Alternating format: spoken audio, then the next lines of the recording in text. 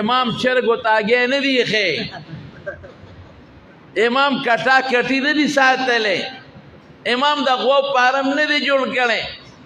امام غاڼې نه جوړای امام څه ته وایي شابه د قرآن او د سنت لار اسانون کی ته وایي څه ته وایي وایي د قرآن او د سنت لار اسانه د قرآن او د سنت نقشې مونږ ته پیش کړي په قرآن او په سنت د عمل لارې مونږ ته اسانه دې ته امام وایي امام پیغمبر نه دی ګورې په دې ځان پوهې کې امام وایي پیغمبر نه دی امام څه کار دی امام د قرآن او سنت نه مسلې راوباسي او مونږ ته د قرآن د عمل لار اسانوي مونږ ته د پیغمبر د سنت لار اسانوي قسم دی په یو حدیث کې ورګه حضرت یو حدیث ویم ما تاسو ته وختي وي چې زه به صرف ترجمه کوم یو څو جلکې درته ویم یو حدیث دی د حضرت انس یو ورور دی ماشوم حضور پاک هغه ماشوم ته څه وایي یا ابا عمر ما فعل النغیر راکوټ حدیث دونه پټې نه حدیث یا ابا عمر ماشوم دی پټې نه اے ابو عمر ما فعل النغیر بلبل څه شو هغه به بلبل ساته د انس ضرور دی ماشوم به بلبل ساته نو حضور پاک وته یا ابا عمر اے ابو عمر ما فعل النغیر بلبل څه شو اوس ګوره اوس دا چې ته واورې نو ته به دا معنی وکړې چې حضور پاک هغه ته وی بلبل څه شو لیکن محدثین ته څونه مسلې وباسي ورس محدثین ته یو مسله ده وباسي چې دې الګ بلبل ساتلی په مدینه کې نو ښکار ساتلی شي نه ورته دا معلومه شي وی ښکار څه شو بلبل معلومي چې ښکار ساتل منع نه دي دویم ته څه معلوموي چې په مدینه کې ښکار ساتلی شي دا ته دویمه معلومه شو دریم ته څه معلومه شوه دریم دا چې بلبل پاک شی دی چې ښکار ساتي لاس به ورسره لګی پاک دی لاس پرې نه پلیتای شمیره درې شوې څلورم ته څه معلومه شوه څلورم ماشومانو سره مینه کول پنځم ته څه معلومه شوه یو مسجع کلام راوړل یا ابا عمر ما فعل النغیر مسجع مقفا کلام راوړل پنځه شپږم ته څه معلومه شوه شپږم یو ماشوم له کونیه کې خاودل حالانکه هغه خو لا واده نه دی کړی لا بالغ هم نه دی او پیغمبر مبارک وته یا ابا عمر نو کونیه ماشوم له جایزه شو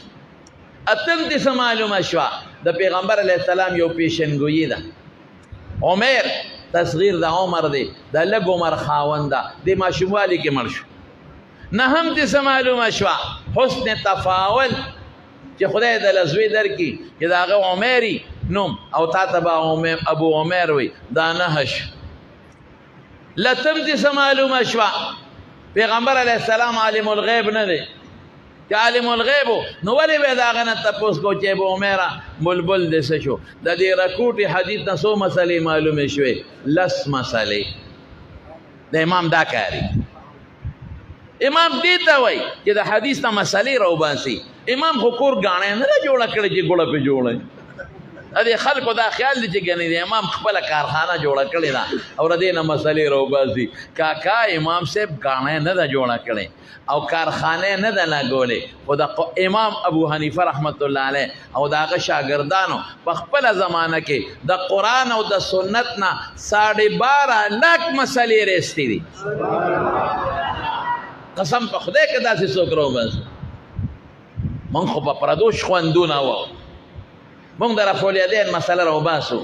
چې لاسونه په مانځه کې پورته کوې دا ستا خپل تحقیق نه دی کاکا دا تا د امام شافعي رحمت الله علیه تحقیق کتلی او ځان دې پې کړی دی خدای شته که ته خپل تحقیق وکړې دا ته حافظ ابن حجر پسې دی د هغه تقلید کې په رجالو کې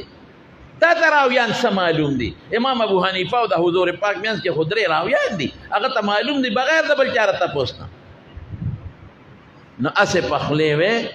اسې پخلی چې د تقلید نه کوم او نور ټول امام شافعي پسې ګرځي دا هغه دلایل ګورې بل دی د امام مالک دلایل ګورې هغه پسې ګرځي زمونږ ټول دوستان دي وروڼه دي مونږ د چا ذاتي بد نه وایو ښه خو صرف تاسو مې پوه کړئ او تحقیق په بنیاد چې امام کار څه دی اوس پې پېښ په خبره امام څه کار کوي